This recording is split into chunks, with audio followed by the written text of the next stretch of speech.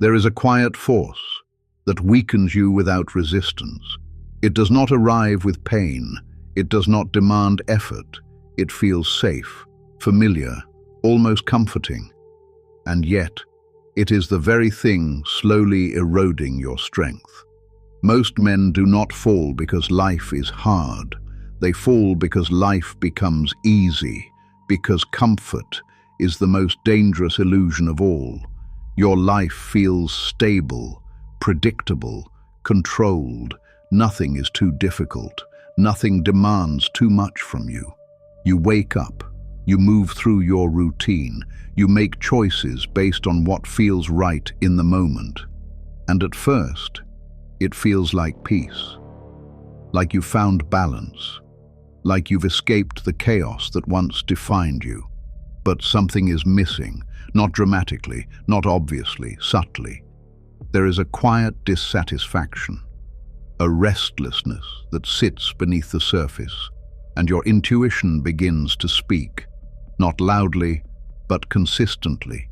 It tells you there is more effort, more discipline, more potential, waiting to be realized.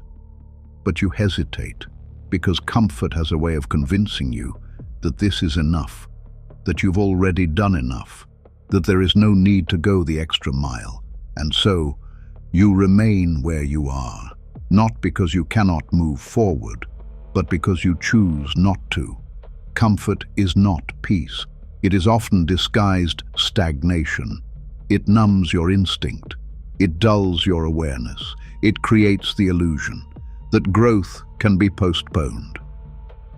Marcus Aurelius warned himself of this daily. He reminded himself that time is limited, that life does not await your readiness. And yet, comfort tells you the opposite. It tells you that tomorrow is guaranteed, that there will always be another opportunity, another moment to step into your purpose. But each time you delay, you reinforce your inability to act. Each time you avoid resistance, you weaken your discipline. Each time you give in to temptation, you move further away from who you are meant to become. And the most dangerous part is that you don't notice it happening, because decay, when wrapped in comfort, feels like safety. There is a war happening inside you, a silent conflict between two forces. One is intuitive. It is clear, direct, uncompromising. It tells you to rise earlier, to train harder, to remove what distracts you, to face what you've been avoiding. The other is seductive. It offers ease, relief, escape. It tells you to wait, to delay, to trust that things will work themselves out. And in that moment, you are faced with a choice that defines everything, not a dramatic decision, but a quiet one, repeated daily, moment by moment, because who you become is shaped not by your intentions, but by your choices. And the more you choose comfort, the harder it becomes to choose anything else. Epictetus lived a life filled with restrictions. He did not have comfort. He did not have ease, and yet he possessed something far greater: control. Control over his thoughts, his reactions, his spirit. He understood something most people never do, that true freedom is not found in the absence of difficulty, but in your ability to endure it. A Stoic does not avoid hardship. He embraces it, because he knows that within resistance is transformation. Within friction is refinement. Within struggle is growth. This is where a new understanding begins, that the very thing you resist is the thing meant to shape you. There comes a moment when everything changes, not externally, but internally. A shift, a decision, a refusal to continue living the same way. You stop negotiating with yourself. You stop waiting to feel ready. You stop relying on motivation, and you begin to act with discipline, with clarity, with purpose. You trust your instinct again, Not the one shaped by comfort, but the one rooted in growth, the one that pushes you forward, even when it is difficult. Because growth does not await you, it requires you. It demands a choice, a deliberate commitment to become more than you were yesterday. You begin to rebuild yourself, not dramatically, but consistently. You wake up when it is difficult. You move when your body resists. You act when your mind tells you to wait. You remove distractions. You limit what weakens your focus.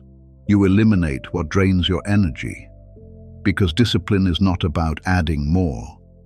It is about removing what holds you back.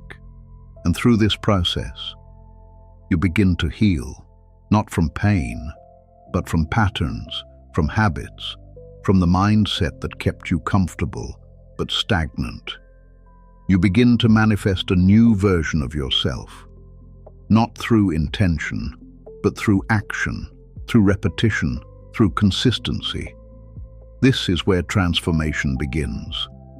Modern psychology calls this delayed gratification, the ability to resist immediate pleasure for long-term growth. But the Stoics lived this as a principle. They practiced discomfort intentionally. They exposed themselves to difficulty to strengthen their mind, to remove dependence on comfort, to ensure that when life tested them, they would not break. Because the man who depends on comfort is the man who collapses without it. But the man who embraces resistance becomes unshakable. You enter a new phase, a phase defined by discipline, by clarity, by control. Your intuition is no longer ignored, but trusted. Your choices are no longer reactive, but intentional. You no longer seek comfort. You seek growth. You seek strength. You seek purpose. And in doing so, you become something different, something stronger, something grounded, like a mountain, unmoved by the storms around it, firm, stable, unshaken. And in that stillness, you find everything you were searching for, not in comfort, but in discipline. Comfort is the illusion. Discipline is the path. Make the choice and become unshakable.